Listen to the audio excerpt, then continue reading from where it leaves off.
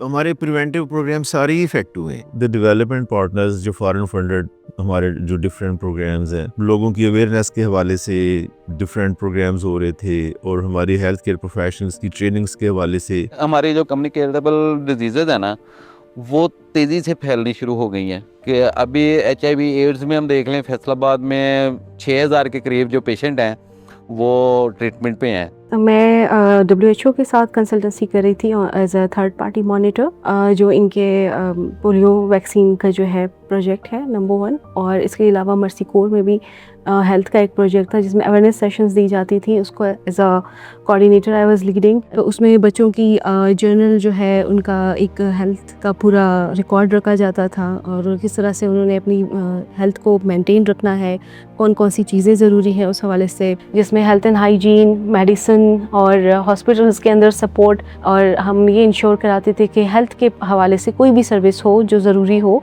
इन इलाकों में, उसको हम प्रोवाइड करें। हेल्थ सेक्टर का 50% जो फर्स्ट पार्ट है वो प्रिवेंशन है। तो कम्युनिटी में हमने तकरीबन 10,000 के करीब लोगों को ट्रेन किया, उनको कम्युनिटी में जाके उनके एरियाज में जाके। पहले पूरे पाकिस्तान को हमने जोग्राफिकल कवरेज किया, जिसको हम कहते हैं कि डिजिटाइज किया, और डिजिटाइज करने के बाद फिर जो गवर्नमेंट एम्प्लॉइज़ थी उनकी भी ट्रेनिंग दी, और साथ में जो खुद से हमने एम्प्लॉइज़ अपनी ऑर्गेनाइजेशन की बेस पे हायर किए उनकी भी ट्रेनिंग की गई। लेकिन अचानक उसकी जब फंडिंग कम हो गई या रोक दी गई तो वो सारा स्टाफ जो है ना वो अनएम्प्लॉय की तरफ चला गया। जो हम हेल्थ एजुकेशन से या हम लोगों की ट्रेनिंग से जो बीमारियां कंट्रोल कर रहे थे, उनका अगर अब डिजीज़ बर्डन ज़्यादा होगा या अगर कोई आउटब्रेक्स होते हैं, तो मैं ये समझता हूँ कि ये कोई गैर मुमकिन बात नहीं होगी।